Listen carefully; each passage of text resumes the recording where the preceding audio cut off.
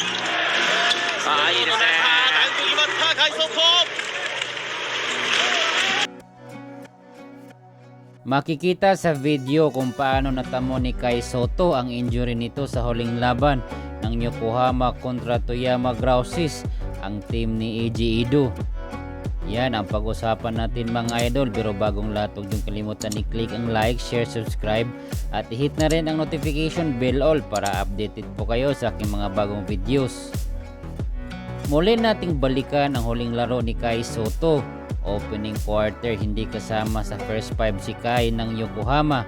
Unang naka-score sa contested layup si Oliver Devin, import ng Yokohama Binconsiers.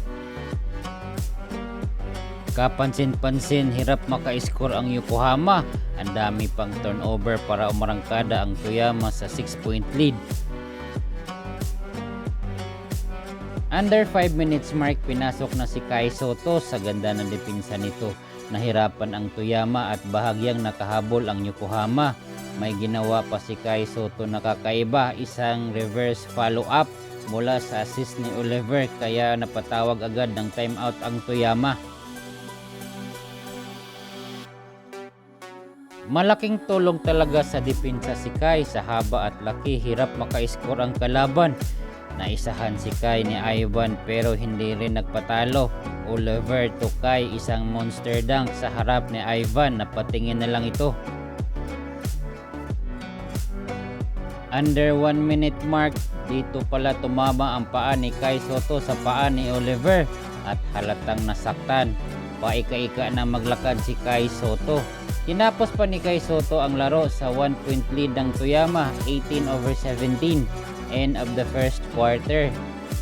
Bagamat may iniinda na si Kai Sotto, pinasok pa rin ito ng Yokohama. Second quarter, under 4 minutes mark.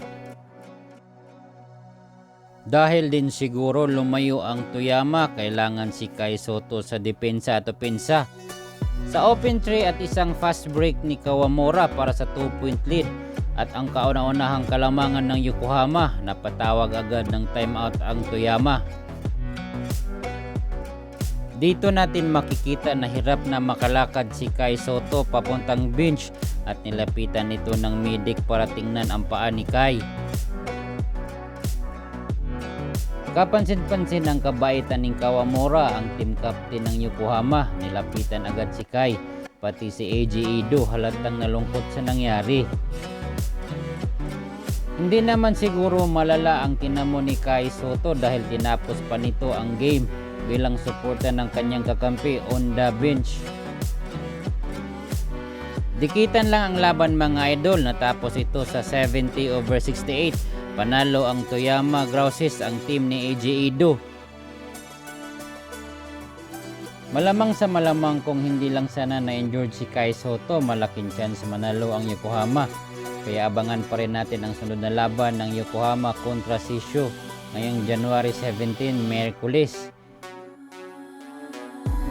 Since matagal pa ang sunod na laban ng Yokohama, sana makarecover si Kai Sotto at makalaro. Salamat.